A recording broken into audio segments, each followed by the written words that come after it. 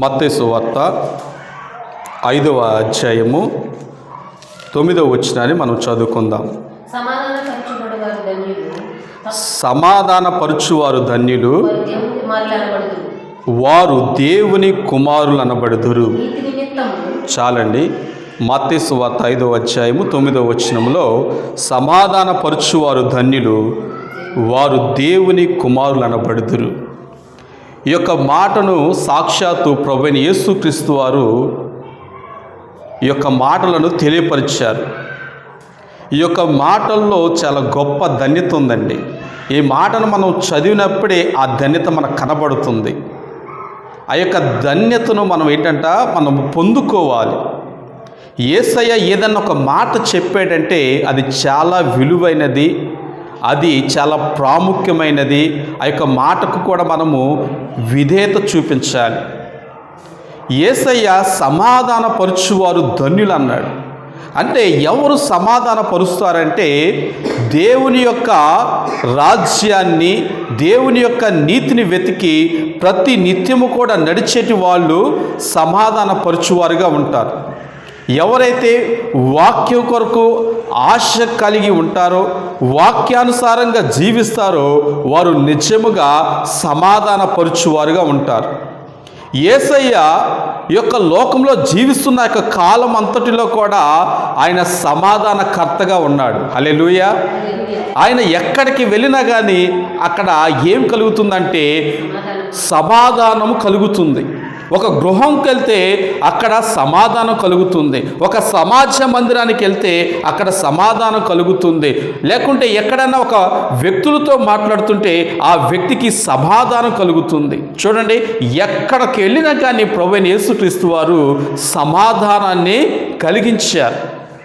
అతను నిజముగా యేసుక్రీస్తు ప్రభువారు తన తండ్రికి ఇష్టుడు గనుక, తనకి కుమారుడు గనుక ఆయన ఎక్కడికి వెళ్ళినా కానీ ఆ యొక్క ధన్యతను కలిగి ఉన్నాడు.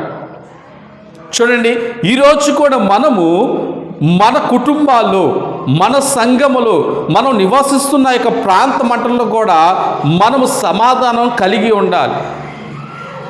ఈ సమాధానాన్ని కలిగి లేకపోతే మనం ఏ మాత్రము కూడా దేవుని కుమారులు, దేవుని కుమార్తెలు ఎంత మాత్రము కూడా అనబడము. మన జీవితంలో కావలసినది, ప్రాముఖ్యమైనది, ప్రాధాన్యమైనది ఏంటంటే ప్రభువుని మనం నమ్ముకున్నప్పుడు, వాక్యాన్ని మనము ధ్యానిస్తున్నప్పుడు, వాక్యాన్ని ఆ యొక్క లోతుల్లో మనము ధ్యానించినప్పుడు మనకి సమాధానాన్ని దేవుడు కలగజేస్తాడు. ఆ యొక్క సమాధానం పరిచే ఆత్మతో దేవుడు మనల్ని నింపుతాడు. మన జీవితంలో సమాధానం లేదంటే మనం ఏమాత్రం కూడా దేవుని యొక్క కుమారులు అనబడలేము. మనం ఎక్కడికైనా కానీ దేవుని నమ్ముకున్న బిడ్డలు, దేవుని ఆశ్రయించిన బిడ్డలు, వాళ్ళు ఎక్కడికి వెళ్ళినా కానీ అక్కడ సమాధానాన్ని వాళ్ళు కలగచేయాలి. అంతే. పలానా ప్రాంతానికి వెళ్ళారు, అక్కడ సమాధానం సమాధానంగా లేరు అక్కడ ఉన్న ప్రజలు. మీరు వెళ్ళినప్పుడు ఆ సమాధానం మీతో పాటు రావాలది. ఎందుకంటే సమాధానం అనేది చాలా ప్రాముఖ్యమైనదండి. ఇది శాంతి గుణము కలిగినది. ఇది సమాధానం. ఇది ఒక కుటుంబాన్ని మనం చూసినప్పుడు, ఒక కుటుంబంలో ఉంటున్న ఆ యొక్క పిల్లలను కానీ, ఆ యొక్క యవనస్తులు కానీ, ఆ యొక్క వృద్ధులు కానీ, లేకుంటే తల్లిదండ్రులు కానీ, వారి జీవితంలో వాళ్ళు చేయవలసింది ఏంటంటే దేవుని యొద్దకు వచ్చి దేవునితో మొదటిగా ఆ యొక్క భక్తి కలిగిన కుటుంబము దేవునితో సమాధాన పరచబడాలి, సంఘముతో సమాధాన పరచబడాలి, కుటుంబంతో సమాధాన పరచబడాలి. ఎక్కడ కూడా సమాధాన పరచబడకపోతే వాళ్ళు ఏ మాత్రం కూడా వాళ్ళు దేవునికి ఇష్టలుగా ఉండలేరు. వాళ్ళు దేవుడు వారికి ఇచ్చిన భక్తిని, వారికిచ్చిన ఈ యొక్క భయభక్తుల్ని వాళ్ళు శ్రద్ధాశక్తులతో వాళ్ళు జీవించాలి. వారి జీవితం ఎప్పుడు కూడా దేవునికి ఇష్టంగానే ఉండాలి. మేము క్రైస్తవ బిడ్డలము, మేము దేవుణ్ణి నమ్ముకున్న బిడ్డలము అని చెప్పుకుంటూ వారు అనేకులకు తెలియజేసిన దానివల్ల ప్రయోజనం లేదు. కానీ నేను ప్రభువుని నేను నమ్మాను, నా యొక్క విశ్వాసము బలమైనది, నా యొక్క విశ్వాసము చాలా విలువైనది అని చెప్పుకునేటి మనం ఎట్లా ఉండాలంటే మనము మొదటిగా సమాధానము కలిగి ఉండాలండి. ఎన్నో శ్రమలు వస్తాయి, ఎన్నో ఇబ్బందులు వస్తాయి, లేకుంటే భయంకరమైన పరిస్థితులు ఎదురవుతాయి. కానీ సమాధానకర్తయగు ఆ యొక్క యేసుక్రీస్తు ప్రభువారు మన జీవితానికి కావలిగా ఉంటాడు, మనకున్న విశ్వాసానికి కావలిగా ఉంటాడు ఆయన. అందుకనే ఎక్కడ చూసినప్పటికీ కూడా ప్రభువు సమాధానానికి కర్తగా కనిపిస్తున్నాడు, సమాధానాన్ని ఇచ్చే దేవుడిగా ఉన్నాడు. కానీ మనము కూడా పొందుకునేటి వారిగా మనం ఉండాలండి. మనము పొందుకోకపోతే మనం చేస్తున్న యొక్క భక్తి అంతా కూడా వ్యర్థమైపోతుంది. అదంతా కూడా ఒక ఇద్దరు క్రైస్తవులు మందిరానికి వచ్చారు, మందిరంలో దేవుని వాక్యాన్ని విన్నారు, దేవుని యొక్క మాటలను వాళ్ళు శ్రద్ధాశక్తులతో విన్నారు. వాళ్ళిద్దరు కూడా కలిసి మందిరము బయటికి వెళ్ళిన తర్వాత ఒక వ్యక్తి సమాధానంగా తన కుటుంబంలో ఉన్నాడు, మరొక వ్యక్తి తన కుటుంబంలో సమాధానంగా లేడు. కారణం ఏంటంటే ఇద్దరు కూడా దేవుని యొక్క మందిరానికి వచ్చారు, వాక్యం విన్నారు, కుటుంబానికి వెళ్ళారు, అక్కడ సమాధానం లేదు. మరొక వ్యక్తి తన కుటుంబానికి వెళ్ళాడు, సమాధానాన్ని కలిగి ఉన్నాడు.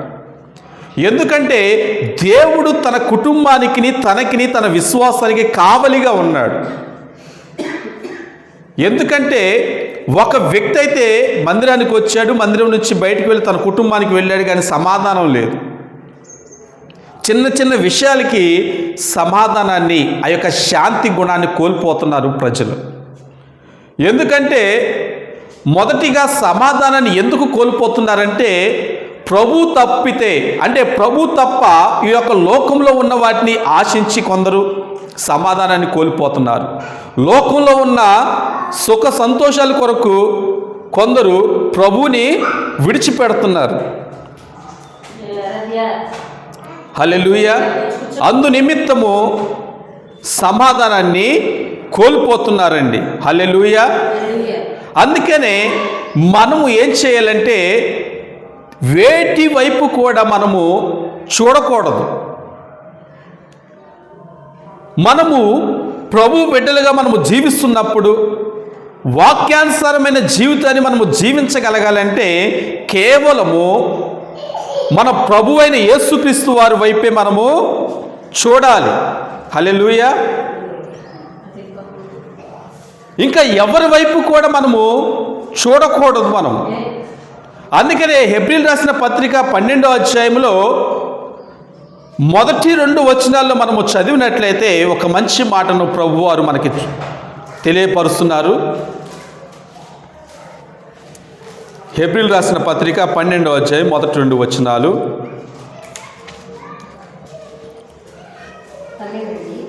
12వ అధ్యాయము 2వ వచనం మనం చదువుకుందాం. మనము కూడా ప్రతి భారమును సులువుగా చిక్కులబెట్టు పాపమును విడిచిపెట్టి విశ్వాసమునకు కర్తయు దానిని కొనసాగించువాడునైనా యేసు వైపు చూచుచు. చూడండి, ఇక్కడ విశ్వాసమునకు కర్తయు దాన్ని కొనసాగించువాడినైనా యేసు వైపు మనము చూడాలి మొదటిగా.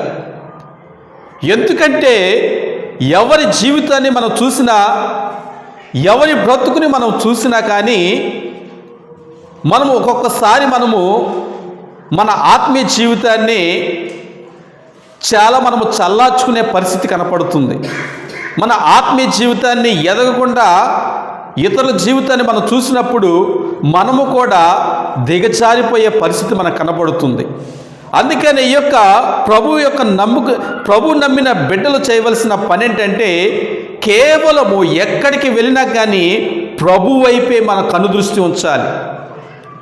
ఆయనే విశ్వాసముకు కర్తయు, ఆయనే సమాధానపరచువాడు, ఆయన వైపే మనము చూచుచు ఇక్కడ మనం చదివినట్లయితే మన ఎదుట ఉంచబడిన పందెములో ఓపికతో పరిగెత్తుదుము అని వాక్యం ద్వారా ప్రభు మనతో మాట్లాడుతాడు. ఈ యొక్క ఓపిక మనకు కావాలంటే మన జీవితంలో ఖచ్చితంగా మనము సమాధానాన్ని మనం కలిగి ఉండాలండి. ఏమండి, ఓపిక ఊరకనే రాదండి. ఓపిక చెప్పినంత మాత్రము ఓపిక మనకి కలగదు. కేవలము మనము ప్రభు వైపు మనం చూసినప్పుడే, ప్రభు వైపే మనము చూచి మనం నిరీక్షించినప్పుడే ఈ యొక్క ఓపిక మనకి కలుగుతుంది. చూడండి, క్రైస్తవులు చాలామంది కూడా విశ్వాసముతో పరిగెత్తుతూనే ఉన్నారు. కానీ చాలామందికి ఓపిక లేక ఆ యొక్క విశ్వాసాన్ని అంతవరకే విడిచిపెట్టేస్తున్నారు. విశ్వాస పరిమాణం అనేది చాలా ప్రాముఖ్యమైనది. విశ్వాసము ప్రతి దినము కూడా అధికమగుచుండాలి. అది నా జీవితంలో సమాధానం ఉంది, నా బ్రతుకులో సమాధానం ఉంది, నా జీవితంలో సమాధాన పాత్రుడైన ప్రభువైన యేసుక్రీస్తు వారు ఉన్నాడు అని మనం అనుకుంటాం కాదు, కానీ మన క్రియల ద్వారా, మన మాటల ద్వారా, మన చూపు ద్వారా మనము ఇతరులకు మనము చూపించాలి. అందుకనే ప్రభువు అంటాడు, సమాధానపరచువారు ధన్యులు, వారు దేవుని కుమారులు అనబడుదురంట. ఈ యొక్క సమాధానం అనేది చాలా ప్రాముఖ్యమైనదండి, చాలా విలువైనది. అందుకనే గలతీయులకు రాసిన పత్రిక 5వ అధ్యాయము 22వ వచనంలో కూడా మనము చూసినట్లయితే అక్కడ ఆత్మ ఫలములో కూడా ప్రథమమైనది, అలాగే 3వ మాటగా మనము చూడగలుగుతాము. గలతీ 5:22. అయితే ఆత్మఫలం ఏదనగా ప్రేమ, సంతోషము, సమాధానము. చూడండి, 3వ మాటగానే ప్రభు రాయించాడు, సమాధానము.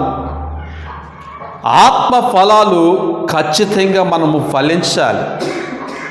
ఈ యొక్క ఆత్మ ఫలాలు 9 ఫలాలు కూడా మనము ఎప్పటికీ కూడా కలిగే మనం ఉండాలి. ఏ ఒక్క ఆత్మ ఫలంలో కూడా మనము లేకుండా ఉండినట్లయితే అది మన జీవితానికి ఏమాత్రం కూడా మంచిది కాదండి. ప్రతి ఒక్క ఆత్మ ఫలము కూడా మనము ఫలించాలి. మనము ప్రాముఖ్యంగా సమాధానం అనే ఆత్మ ఫలాన్ని మనం ఏం చేయాలంటే మనము ఫలించాలి మనము.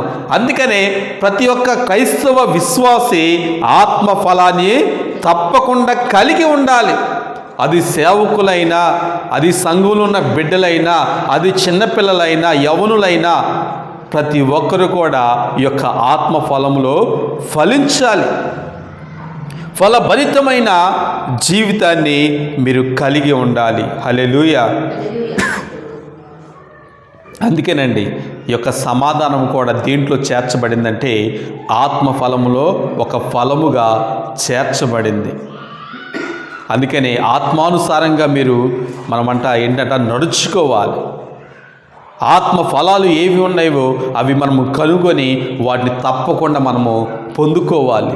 ప్రతి దినము కూడా మనము ఆత్మ ఫలాల్లో మనం ఫలిస్తున్నామా లేదా అనేది మనం కూడా చెక్ చేసుకోవాలి, సరి చేసుకోవాలి. ఇగో ఫలానా ఫలము ప్రేమ నాలో ఉందా లేదా, అలాగే సంతోషము, సమాధానము ఇవన్నీ నాలో ఈ యొక్క ఫలభరితంగా ఉన్నవా లేకుంటే లేదా అనేది మనము కూడా పరిశీలన మనము చేసుకోవాలి. హల్లెలూయా. అందుకనే ప్రభు అంటున్నాడు ఇక్కడ ప్రాముఖ్యంగా సమాధానపరచు వారి గురించే మాట్లాడుతున్నాడండి. ఒక కుటుంబంలో కూడా సమాధానపరచువారు ఉండటం అనేది చాలా ప్రాముఖ్యమండి. ఎందుకంటే సమాధానపరచువారు కుటుంబాల్లో ఉన్నప్పుడు, సమాధానపరచువారు ఆ యొక్క కుటుంబంలో నివసిస్తున్నప్పుడు ఆ యొక్క కుటుంబానికి కూడా సమాధానం కలుగుతుంది. ఆ కుటుంబం కూడా ఫలభరితమైన కుటుంబంగా కనబడుతుంది. ఏ కుటుంబంలో అయితే సమాధానపరచువారు లేకుండా ఉంటారో ఆ కుటుంబం అంతా కూడా గజిబిజిగా ఉంటుంది, గందరగోళంగా ఉంటుంది. ఎప్పుడు చూసినా కానీ కుటుంబాల్లో కేకలు వినబడతాయి, అరుపులు వినబడతాయి, కన్నీరు చూస్తూనే ఉంటాము. అలాగే మనము చాలా భయంకరమైన వ్యాధుల్లో పరిస్థితుల్లో వాళ్ళు ఎదుర్కొంటూనే ఉంటారు, మనం చూస్తూనే ఉంటాం. మనం కారణం ఏంటంటే కుటుంబంలో సమాధానం లేదండి. సమాధాన పాత్రుడైన ప్రభువైన యేసుక్రీస్తు వారి కుటుంబంలో లేడు. మనము ఎటువంటి జీవితాన్ని మనము జీవించాలంటే క్రీస్తును మన జీవితంలో మనము కలిగి అటువంటి ధన్యకరమైన జీవితాన్ని మనము జీవించాలి. అందుకనే ప్రభువైన యేసుక్రీస్తు వారు చెప్తా ఉన్నారు, అన్ని వేల మందికి ఇదిగో మీరు సమాధానపరచువారైతే మీరు తప్పకుండా మీరు ధన్యులుగా దేవుని బిడ్డలుగా మీరు పిలువబడతారు. మీ జీవితంలో మీరు ఇది కలిగి ఉండండి అని ప్రభువైన యేసుక్రీస్తు వారు ఆయన తన మాటను తెలియజేస్తున్నాడండి. మనము ఆయన మాటలు వింటూ, ఆయన మాటలు మనం ఆలకిస్తూ, ఆ యొక్క మాటలు బట్టి మనము జీవించగలిగితే ఆ యొక్క సమాధానము నీకు శీఘ్రంగా ప్రభువైన యేసుక్రీస్తు వారు అనుగ్రహిస్తారు. ఆ యొక్క మాటలను నువ్వు విని ఆ యొక్క మాటలను విడిచిపెట్టినట్లయితే ఆ సమాధానము నువ్వు ఏ మాత్రము కూడా కలిగి ఉండవండి. అందుకని చూడండి, ఈ సమాధానాన్ని మనము కలిగి ఉండాలి. ఈ యొక్క సమాధానాన్ని మనం కలిగి ఉండి మన జీవితాన్ని మనం ఏం చేసుకోవాలంట, వృద్ధి చేసుకోవాలి. అదే రీతిగా సమాధానపరచువారు ఎట్లాగా ఉంటారంటే లూకా సువార్త 6వ అధ్యాయము 35వ వచనాన్ని మనం చదువుకుందాం. లూకా సువార్త 6వ అధ్యాయం 35వ వచనం.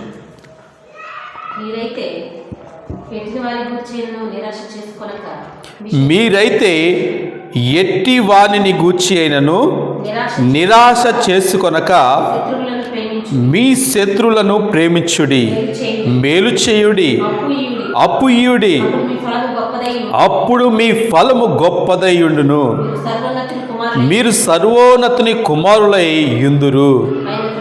ఆయన కృతజ్ఞత లేని వారి ఎడలను దుష్టుల ఎడలను ఉపకారి అయి ఉన్నాడు. దేవునికి స్తోత్రం. సమాధాన పరుచువారు ఎట్లాగ ఉండాలంటే, వారి జీవితము ఎట్లాగా ఉండాలంటే ఇక్కడ ప్రభువు మాట్లాడుతున్నారు. మనము మన శత్రువులను మనం ప్రేమించాలి. ఏమండి, నేను సమాధానాన్ని కలిగి ఉన్నాను, సమాధాన పాత్రుడైన యేసుక్రీస్తు వారిని కలిగి ఉన్నాను అంటే మంచిదే. తద్వారా నువ్వేం చేయాలంటే నీ శత్రువులను నువ్వు ప్రేమించాలి. నువ్వు ఎంత శత్రువునైనా కానీ నువ్వు ప్రేమించగలిగితే చాలు, ప్రభువైన యేసుక్రీస్తు వారు నీ జీవితంలో ఖచ్చితంగా ఆయన నివాసం చేస్తాడు. నీ యొక్క హృదయంలో ఆయన ఉంటాడు. ఆయన ఎందుకంటే మన శత్రువులను మనం ప్రేమించగలిగితే దేవుడు కూడా ఆ యొక్క ప్రేమను చూసి సంతోషించే దేవుడు, ఆనందించే దేవుడు. అందుకని చూడండి, దేవుని యొక్క ప్రేమ, దేవుని యొక్క మాటలు ఎంత విలువైనవో చూడండి. సమాధాన పరుచువారు ఎట్టి రీతిగా ఉండాలి అనేది దేవుడు తన వాక్యంతో పదే పదే మనకు తెలియపరుస్తూ ఉన్నాడు. ఎందుకంటే మనము మన సంఘంలో కూడా ప్రతి ఒక్కరితో కూడా మనం ఏం చేయాలంట, సమాధానం పడాలి. మనం మొదటిగా ఒక క్రైస్తవుడు దేవునితో సమాధాన పడాలి. రెండోదిగా తన సంఘముతోనూ తన కుటుంబముతోనూ అట్లాగే తన స్నేహితులతోనూ అందరితోనూ కూడా సమాధాన పడాలి. దేవునితో మొదటిగా సమాధాన పడటము ఒక ఎత్తు, రెండోదిగా మన చుట్టూ ఉన్న వారితో సమాధాన పడటం కూడా మరొక ఎత్తు. ఎంతోమంది గలిబిలిలో ఉంటారు, లేకుంటే ఎంతోమంది చిరాకులో ఉంటారు, కొంతమంది కొద్దిగా ఉద్రేకంతో ఉంటారు. అయినప్పటికీ కూడా మనము వారిని బట్టి మనము ఎక్కడ కూడా మనకున్న యొక్క శాంతి గుణాన్ని మనము పోగొట్టుకోకూడదు. ఎవరైనా ఒక 10 మాటలు నిన్ను అంటే ఒక్క మాట కూడా నువ్వు తిరిగి పలకకుండా నీకు సమాధానం కలుగుతుంది అని చెప్తే చాలండి, అక్కడ నువ్వు దేవుణ్ణి నిజంగా నువ్వు ప్రేమించినట్లే కనబడతావు. ఏమండి, ఎంత గొప్ప ధన్యత అది! మనుషుడు చేయగలుగుతాడు. అది ఎప్పుడు చేయగలుగుతాడంటే, ప్రభువైన యేసుక్రీస్తు వారిని నువ్వు సొంతగా నీ యొక్క రక్షకుడిగా ఎప్పుడైతే అంగీకరిస్తావో, ప్రభువు నీ యొక్క ఆజ్ఞలను, నీ యొక్క కట్టడాలను, నీ యొక్క విధులను నేను ఎప్పుడు కూడా నేను వాటిని బట్టి నేను నడుస్తాను అని మనము ఎప్పుడైతే దేవునితో ఒక నిబంధన చేస్తామో, ఎప్పుడైతే దేవునితో మనము ఈ యొక్క నిబంధన చేసి దాన్ని కొనసాగిస్తామో, అప్పుడు వీటిని మనము చేయగలుగుతాం. ఏమండి, ఒక్క మాట అంటేనే మనము పడము. ఇతరుల వలె మనము ఉండకూడదు. ఇతరులు అన్యుల వలె మనం ఉండకూడదు. మనం ప్రభుని మనం కలిగి ఉన్నామంటే ఇతరులు మన శత్రులైనా కానీ మనలను ఎంతగా మనం దూషిస్తున్నా, ఎంతగా మనలను హింసిస్తున్నా కానీ మనము వారికి మనం ఏం చేయాలంట? మేలు చేయాలి. వాళ్ళకి మేలు చేయాలంటే మనము ఏం చేయాలంటే వాళ్ళని మొదటిగా మనం ప్రేమించాలి. అందుకనే ప్రభు అంటాడు, నిన్ను నువ్వు ఎంతగా ప్రేమించుకుంటున్నావో అదే రీతిగా నువ్వు కూడా నీ శత్రువులను కూడా ప్రేమించు. నీ ఇంటి వారిని నువ్వు ప్రేమించు, నీ బంధువులను నువ్వు ప్రేమించు, నీ సంఘాన్ని నువ్వు ప్రేమించు. అప్పుడు క్రీస్తు యొక్క ప్రేమ నీలో అట్లాగా కనబడుతుంది. మనల్ని మనం ఎంతగా ప్రేమించుకుంటున్నామో అదే రీతిగా అదే ప్రేమను మనము కూడా ఇతరులకు మనము పంచిపెట్టాలి. శత్రువులను ప్రేమించడం అనేది ఏంటంటే ఒక మాటలో అది ప్రభు తెలియపరచాడు, కానీ ఆ యొక్క ప్రేమను మనము అనేక రకాలుగా మనము వ్యక్తపరచాలి. మన క్రియల వల్ల మనము మన ప్రేమను వాళ్ళకి పంచాలి, తెలియపరచాలి. ఎందుకంటే మన ప్రేమ అనేది కాదు, కానీ క్రీస్తు యొక్క ప్రేమ మనము ఇతరులకు మనం పంచాలండి. ఆ యొక్క ప్రేమతో మనం ప్రేమించగలగాలి.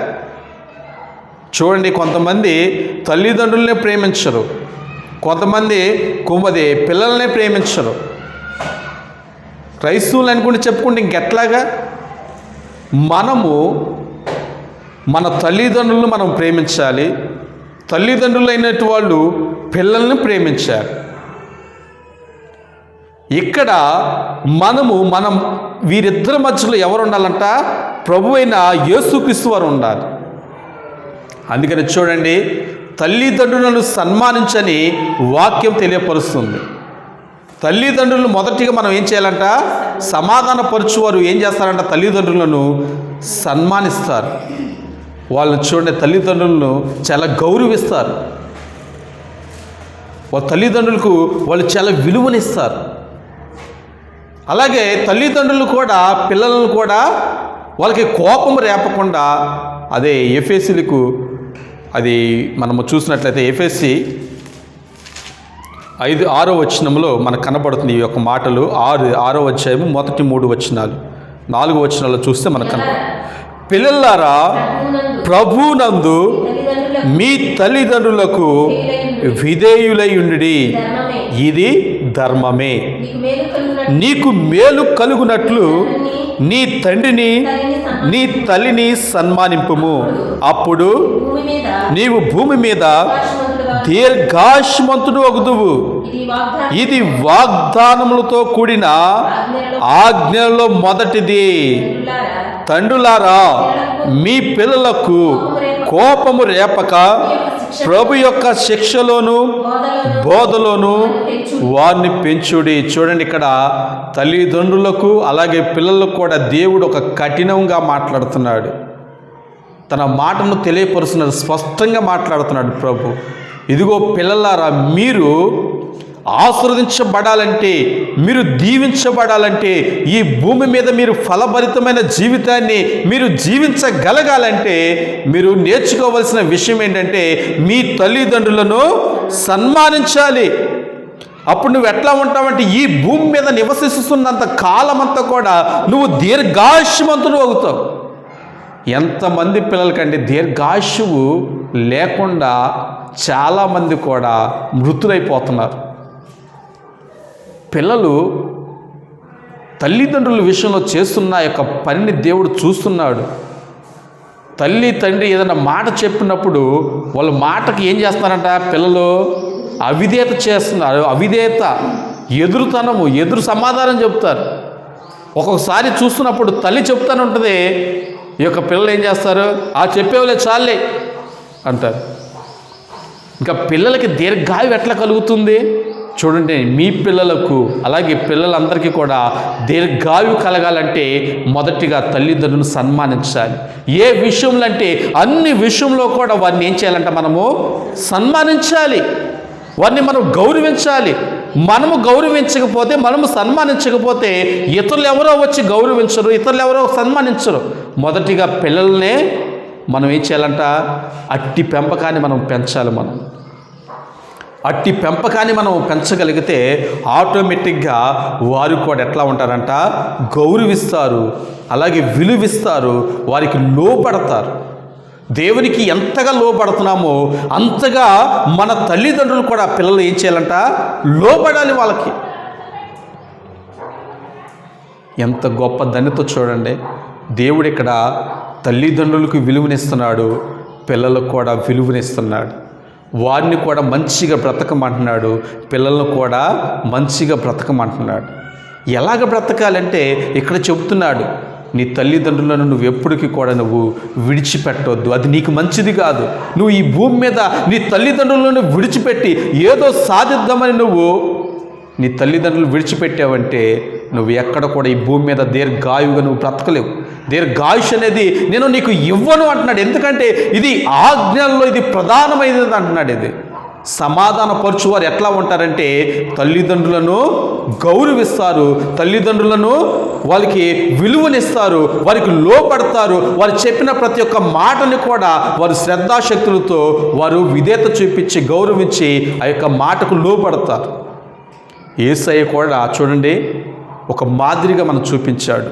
కల్వరి శిలువలో ఆయన వేలాడుతున్నప్పుడు తన దేహమంతా కూడా గాయాలే, ఎక్కడ చూసినా కానీ పచ్చి పుండ్లైపోయింది దేహమంతా కూడా. కొరడాలతో కొట్టారు, ముళ్ళ కిరీటంతో కూడా ఆయన్ని ఇట్లాగా ముళ్ళ కిరీటం తన తలకి తగిలించినప్పుడు ఎంతో రోదనతో ఉన్నాడండి, ఎంతో భయంకరమైన పరిస్థితితో ఉన్నాడు, ఆకలితో అలమటిస్తున్నప్పుడు, అలాగే నీటికి ఆయన దాహంతో అల్లటిస్తున్నప్పుడు కూడా తన తల్లిని చూశాడు.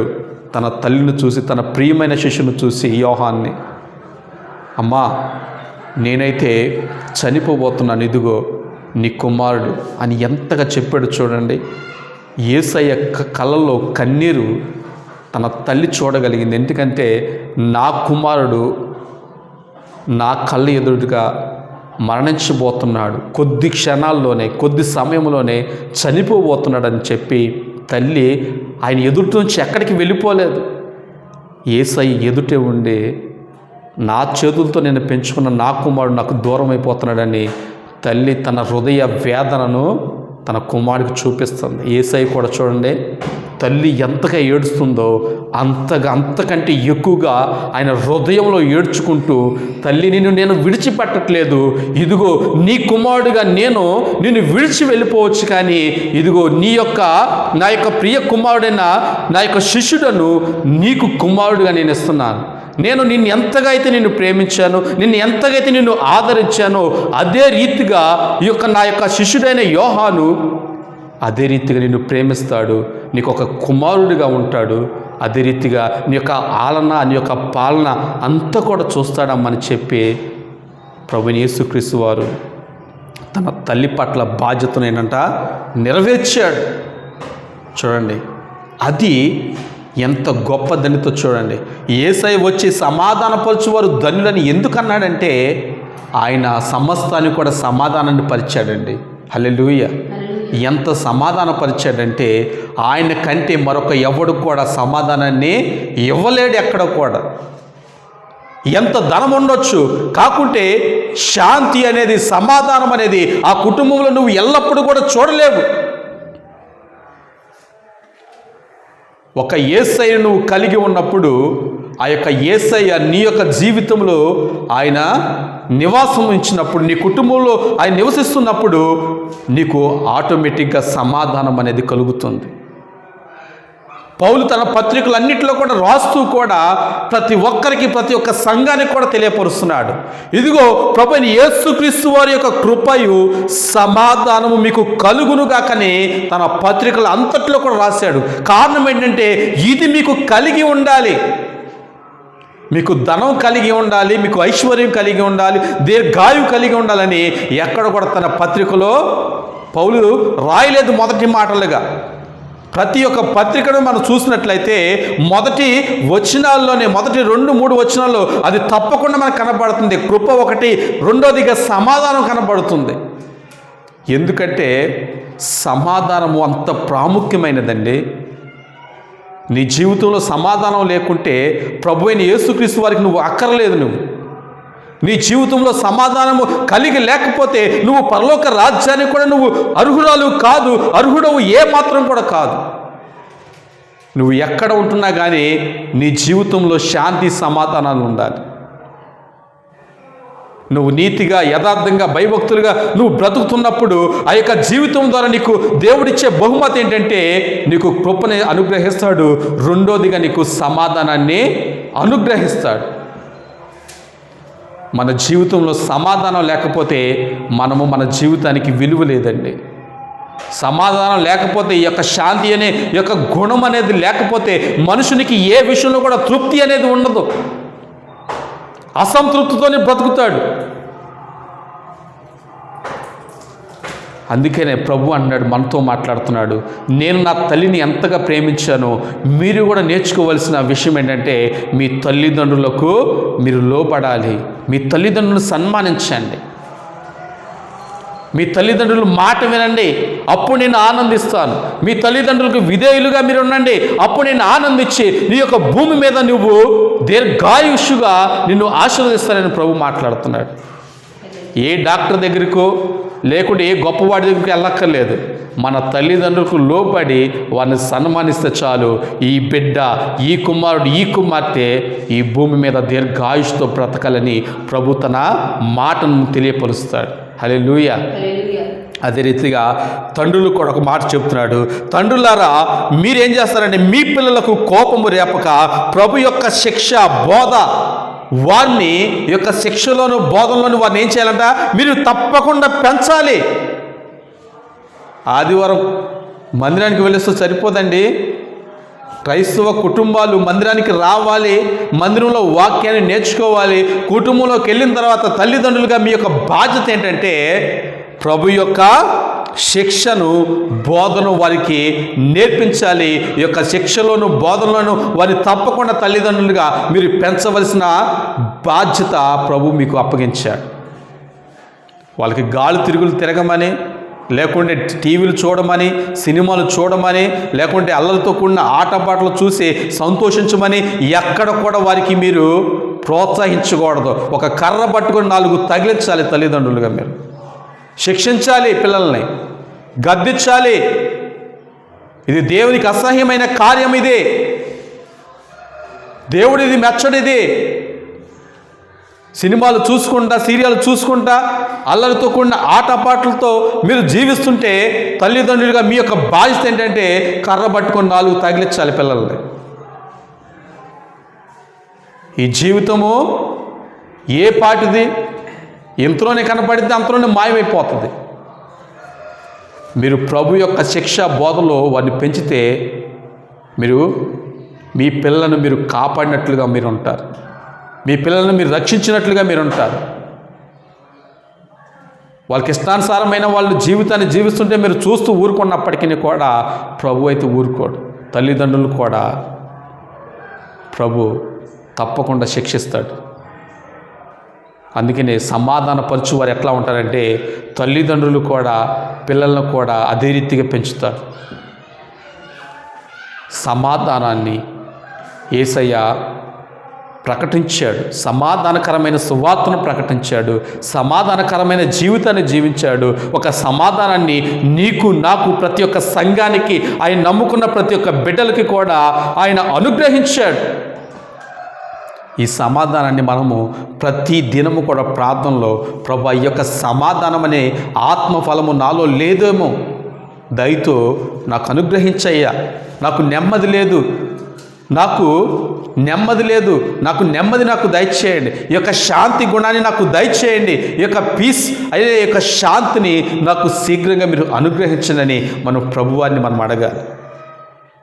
అసలు ఈ యొక్క ఆత్మఫలాలు ఆటోమేటిక్గా ప్రభువుని మనం విశ్వాసంతో మనం వెంబడిస్తున్నప్పుడు ఆయన తన బిడ్డలకు ఈ యొక్క ఆత్మఫలాలను అనుగ్రహిస్తాడండి. ప్రభువుని వెంబడించకపోతే ఈ ఆత్మఫలాలు ఎవ్వరు కూడా ఫలించలేరు. ప్రభుని వెంబడించాలి, ప్రభుతో మనము జీవించాలి. ఇందాక చదువుకున్న లోకసువార్త 6:35 సమాధానపరచువారు ఎట్లా ఉంటారంట? శత్రువులను ప్రేమిస్తారంట, అదే రీతిగా శత్రువులకు మేలు చేస్తారంట. హల్లెలూయా! ఎంత గొప్పదనితో చూడండి. శత్రువుని మనం ప్రేమించాలండి. వాళ్ళకి ఆపదలో ఉన్నప్పుడు మనం ఆదుకోవాలి. నీకేదో అన్యాయం చేశారని, లేకుంటే నిన్నేదో వాళ్ళు చేశారని, నీ మీద లేనిపోని నిందలు వేశారని, లేకుంటే నిన్ను అపహాస్యం చేశారని, ఏదో ఒక విషయంలో నిన్ను హింసించారని వారిని నువ్వు ఎంత మాత్రం కూడా చులకనగా చూడకూడదు. వారి పట్ల నువ్వు జాలి కలిగి సమాధానం అనే యొక్క హృదయంతో వారిని ప్రేమించాలి, వాళ్ళకి మేలు చేయాలి. వాడు బాగుపడిపోతున్నాడని నువ్వు అసూయ పెట్టుకోకూడదు. వాడు వర్ధిల్లుతున్నాడని నువ్వు ఈర్ష్య పెట్టుకోకూడదు. ఇదిగో ప్రభువా, అతను నువ్వు దీవించావు, అతను ఇంకను కూడా నువ్వు దీవించయ్యా. ఇది నువ్వు శత్రువులను ప్రేమించే లక్షణం. వారిని ఇంకా నువ్వు ఆశీర్వదించయ్యా. వారి పిల్లలను నువ్వు ఆశీర్వదించు, వారి కుటుంబాన్ని మీరు ఆశీర్వదించండి, వారి సంఘాన్ని మీరు ఆశీర్వదించండి, వారి గ్రామాన్ని మీరు ఆశీర్వదించండి అని మనం వారికి మేలు చేయాలంటండి. ఈ రోజుల్లో అట్లేదు. శత్రువు కనపడ్డాడంటే చాలండి, క్రైస్తవులే విర్రవిగుచు అతను ఒక మాట అంటే చాలు, వీళ్ళు 10 మాటలు అంటున్నారు. ఎక్కడుంటుంది సమాధానము? ఎంత భయంకరమైన పరిస్థితి అండి. ప్రభు ఎన్నోసార్లు మనకి తెలియపరుస్తున్నాడు, మీరు మారాలి, మారాలి, మారాలి, మీ జీవితాన్ని మీరు మార్చుకోవాలి.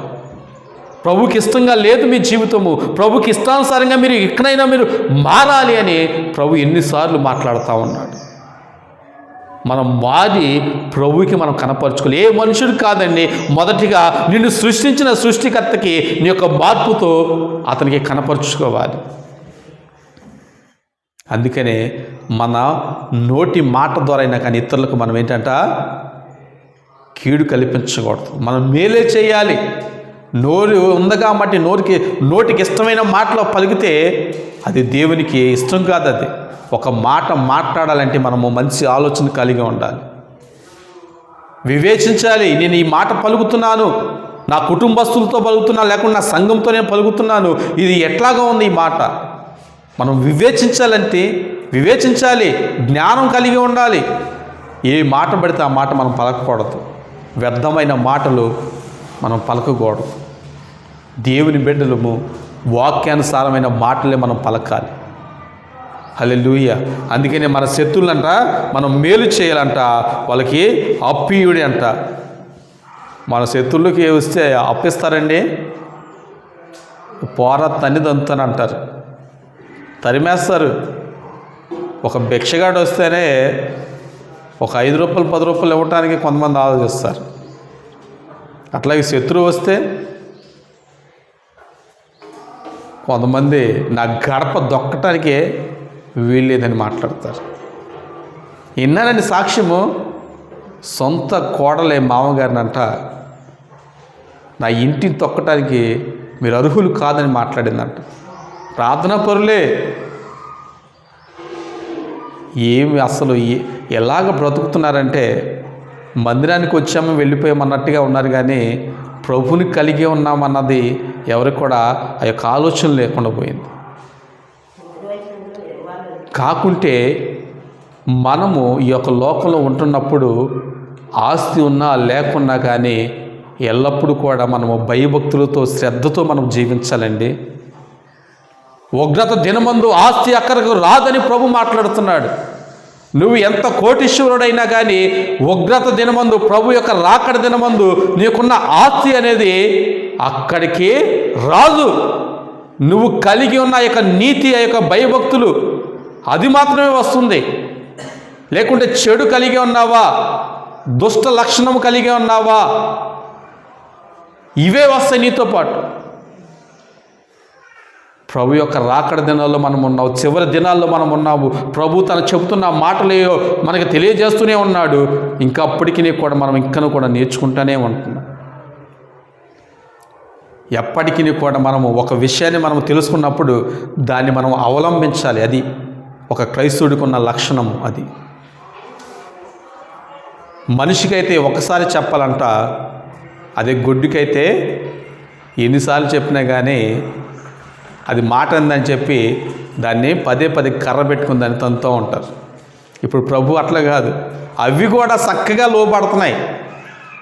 యెషయా గ్రంథంలో మనం చదువుకున్న మొదటి అధ్యాయంలో అవి కూడా చక్కగా ఇవి లోపడుతున్నాయి అంట ఇవి యజమానుడికి. కానీ మన యజమానుడైన మన ప్రభువుకి మనం లోపడలేకపోతున్నాం. మనం పశువుల కంటే హీనంగా మనం ప్రవర్తిస్తున్నాం. ఎక్కడుంటుంది మన జీవితంలో సమాధానం? ఎక్కడుంటుంది మన జీవితంలో శాంతి? దేవుడు మనకిస్తున్న ఆ యొక్క సమాధానం, ఆ యొక్క శాంతి గుణాన్ని మనము పోగొట్టుకుంటున్నాము, తిరస్కరిస్తున్నాము. ప్రభు అంటున్నాడు అవే చాలా చక్కగా జీవిస్తున్నాయి. ఆకాశ పక్షులు చాలా చక్కగా జీవిస్తున్నాయి. ఏమంటే 2 పిచ్చుకలండి కలిసి చక్కగా ఒక తన గూడిని కట్టుకుంటాయి. 2 కాకులు చక్కగా ఒక చెట్టు మీద తన గూడిని కట్టుకుంటాయి. 2 కలిసి కష్టపడతాయి. దానికి ఎంత జ్ఞానం ఇచ్చాడు చూడండి దేవుడు, ఎంత ఆలోచన ఇచ్చాడు చూడండి దేవుడు. మనకి ఇవ్వలేదా? దానికంటే ఎక్కువగా ఇచ్చాడు. పశువులు కూడా చక్కగా అవి మేత వేసుకొని తన యజమానుడింటికి చక్కగా వచ్చేస్తాయి సాయంత్రం కల్లా. కానీ మనుషులమైన మనము ఆ యొక్క చక్కగా రాలేకపోతున్నాం. ఎందుకంటే మధ్యలో ఎన్నెన్ని ఆటంకాలు, ఎన్నెన్ని ఇబ్బందులు చూడండి. అసలు ప్రభు మనతో మాట్లాడుతున్న మాటలను మనము లక్ష్య పెట్టలేకపోతున్నాం. దేవుడు మనుషులతో మాట్లాడడం మానేసి ఆకాశంతోనో లేకుంటే సూర్య చంద్రులతోనో మాట్లాడుతున్నాడు, భూమితో మాట్లాడుతున్నాడు. ఆయన సూర్యుడిని అక్కడ నిలిపాడు ఆకాశ మండలంలో, అది అక్కడే నిలిచి ఉంది. అది చంద్రుడిని కూడా అది అక్కడే నిలిపాడు. అవి ఇంతవరకు కూడా దాని క్రమాన్ని తప్పలేదు అవి. కానీ మనుషులమైన మనము వాక్యాన్ని మనము వక్రీకరిస్తూ వాక్యాన్ని మనం ఏంటంటే పాటించకుండా వాక్యానికి వ్యతిరేకంగా జీవిస్తున్నాం. వాక్యాన్ని కలిగి ఉన్న బిడ్డలు, వాక్యముతో నడుస్తున్న బిడ్డలు ఎప్పటికీ కూడా దారి తొలగిపోరండి. సమాధానంగా వాళ్ళు జీవిస్తారు. ఎల్లప్పుడూ కూడా సమాధానాన్ని మనము కలిగి ఉండాలండి. అందుకని ఒక మాట మనం చదువుకుందాం. కీర్తనలు 37వ కీర్తన 37వ వచనంలో ఒక మాట మనం చదువుకుందాం.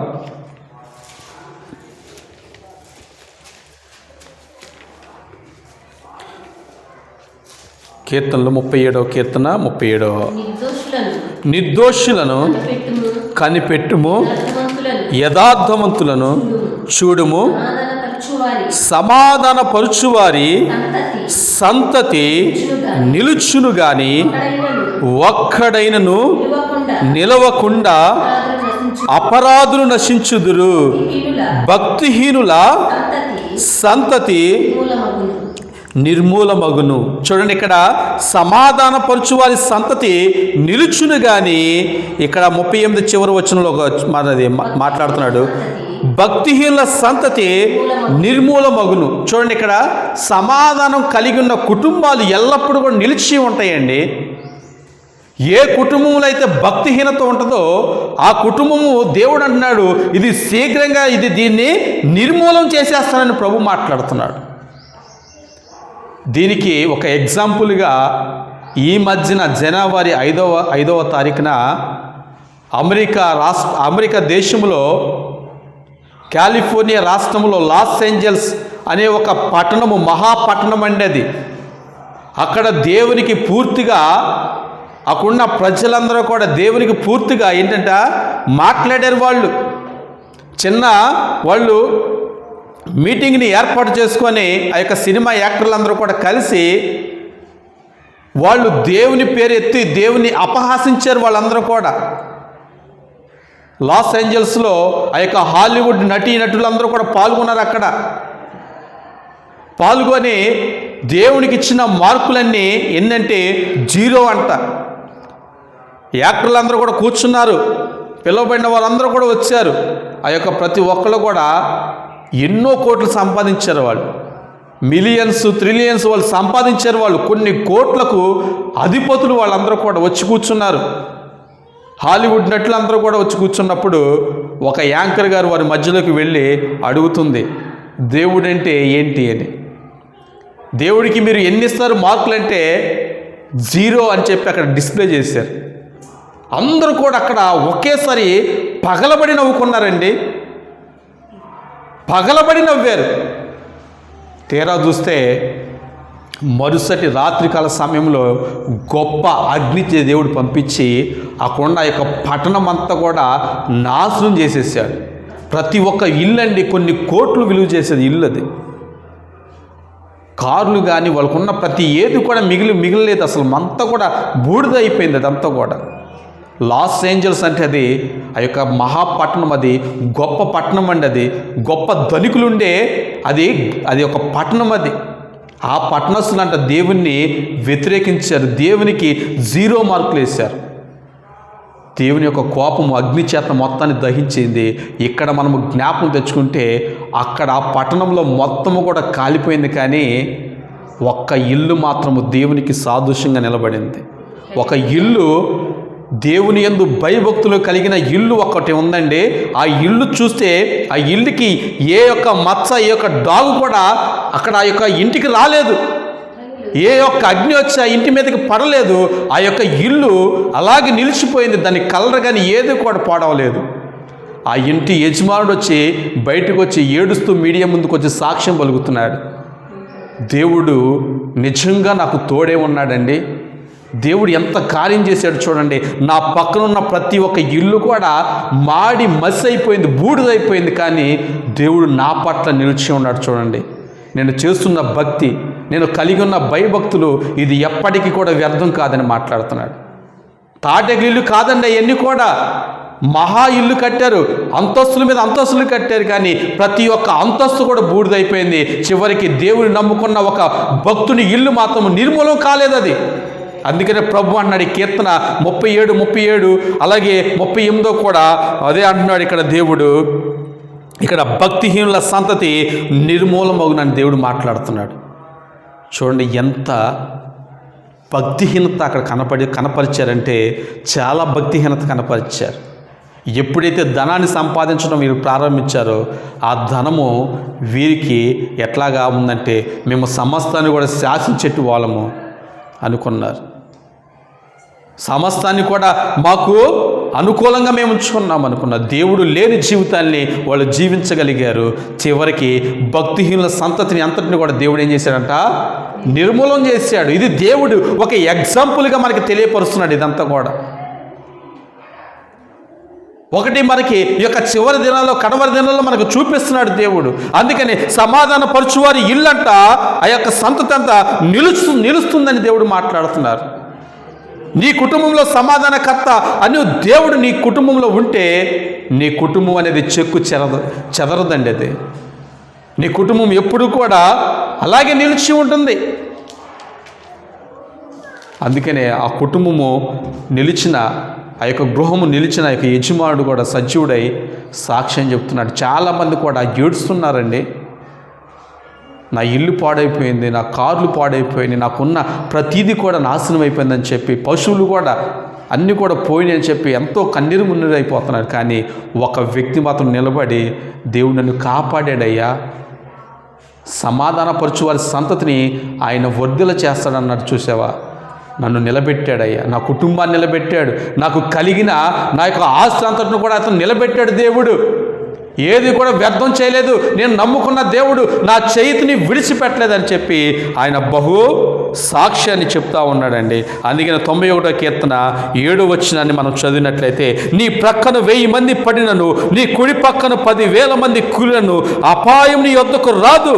8వ వచనము, నీవు కళ్ళారా చూచుండగా భక్తిహీనులకు ప్రతిఫలము కలుగును. హల్లెలూయా.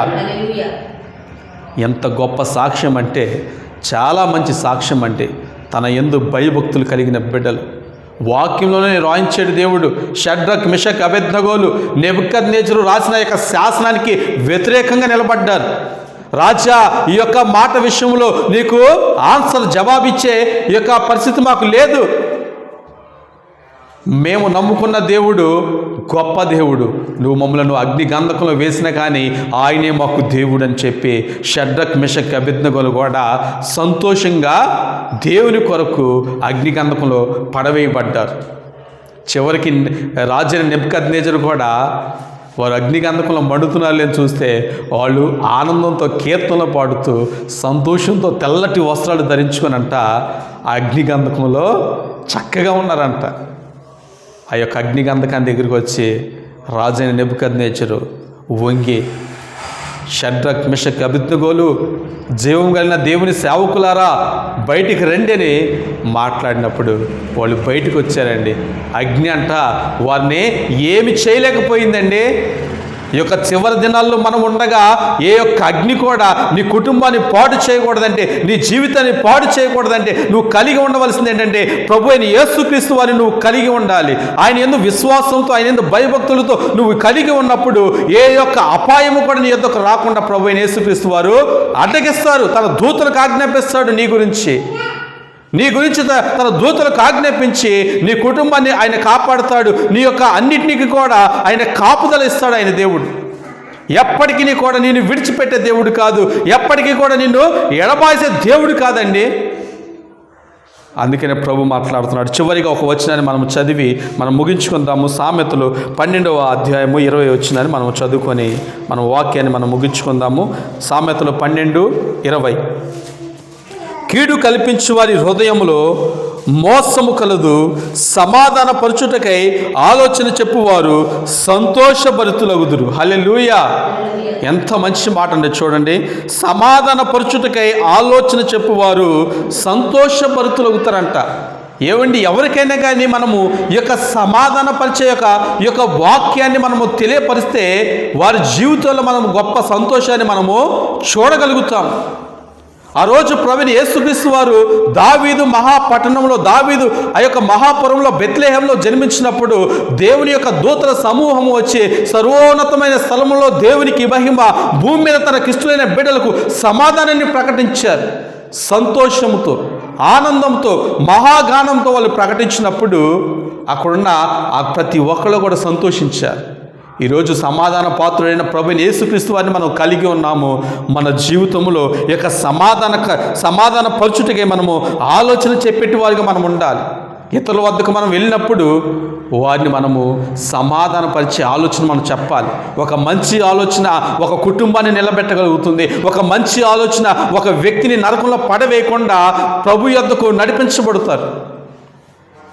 మనం కూడా ఒక సమాధానపరిచే ఆలోచన కలిగి ఉండి మనము దేవుని యొక్క సహాయముతో మనము మునుముందుకే సాగిపోవాలండి.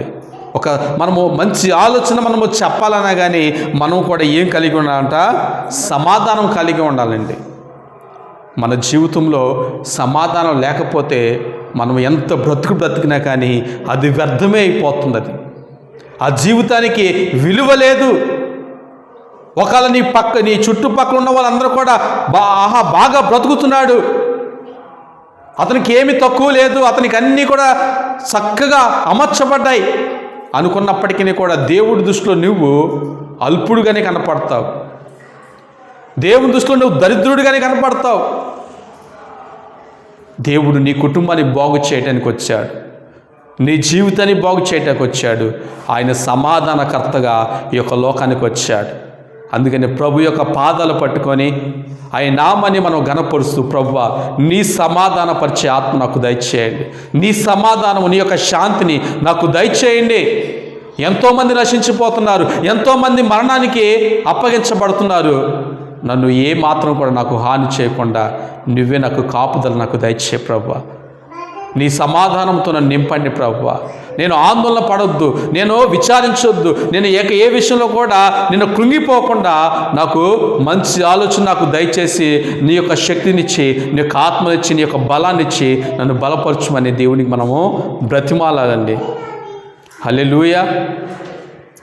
అందుకనే యేసయ్యని మనము కలిగి ఉండి మనము కూడా ఎట్లా జీవించాలంటే చివరిగా వచ్చినని మనం చదువుకొని మనం ముగించుకుందాము. మత్తయి సువార్త 5:9 వచనంలో సమాధానపరచువారు ధన్యులు, వారు దేవుని కుమారులు అనబడుదురు. హల్లెలూయా. చివరిగా ఇటువంటి సమాధానపరచువారిగా మనం ఉండి మనము దేవునితోనూ సమాధానం కలిగి మన చుట్టూ ఉన్న వారితో సమాధానం కలిగి దేవుని యొక్క బిడ్డలుగా మనం వర్ధిల్లటానికి దేవుడు సహాయం చేస్తూ ఉంటాడు. హల్లెలూయా. ఈ కొద్ది మాటలు కూడా దేవుడు దీవించి ఆశీర్వదించునుగాక. ఆమేన్. ప్రార్థన చేసుకుందాం. మహోన్నతుడా, సర్వోన్నతుడా, సర్వశక్తి గల దేవుడవు, నిరంతరము కూడా స్తోత్రార్హుడు ప్రభువా, నీకు వందనాలు. ఈ యొక్క సమయంలో నా తండ్రి, నీ యొక్క వాక్య భాగము ద్వారా మీరు మాతో మాట్లాడినందుకు నీకు స్తోత్రాలు చెల్లిస్తున్నాను. అవును ప్రభువా, మత్తయి సువార్త 5:9 ప్రకారము సమాధానపరచు వారు ధన్యులు, వారు దేవుని కుమారులు అనబడదురని ప్రభువా, మీరు నా తండ్రి మాట్లాడిన మాటలను బట్టి నీకు స్తోత్రాలు చెల్లిస్తున్నాను ప్రభువా. అయ్యా ప్రభువా, నిన్నెంతగానో ఘనపరుస్తూ, నిన్నెంతగానో కీర్తిస్తూ ప్రభువా, నీ యొక్క వాక్యాన్ని ప్రభువా ఈ తండ్రి మేము విన్నటి వారం ప్రభువా, నీ యొక్క వాక్యాన్ని నా తండ్రి మా జీవితంలో ఫలింపచేయమడుగుచున్నాను ప్రభువా. సమాధాన పాత్రుడా, మా జీవితంలో మీరు సమాధానాన్ని తీసుకుని రమ్మడుగుచున్నాను ప్రభువా. ఇక మీదట ప్రభువా, సమాధానం అనే ఆత్మ ఫలాన్ని మేము ఫలించి అయ్యా అనేకులకు ఆశీర్వాదకరంగా మమ్మల్ని నిలబెట్టుకోమడుగుచున్నాం ప్రభువా. నీ కృపా సమాధానంతో మమ్మల్ని నింపి అయ్యా నిత్యము కూడా నా తండ్రి సంతోషముతో నీ కృపనిచ్చి నడిపించి బలపరచమని యేసు అతి పరిశుద్ధమైన నామంలో ప్రార్థించి అడుగుచున్నాము తండ్రి. ఆమేన్, ఆమేన్.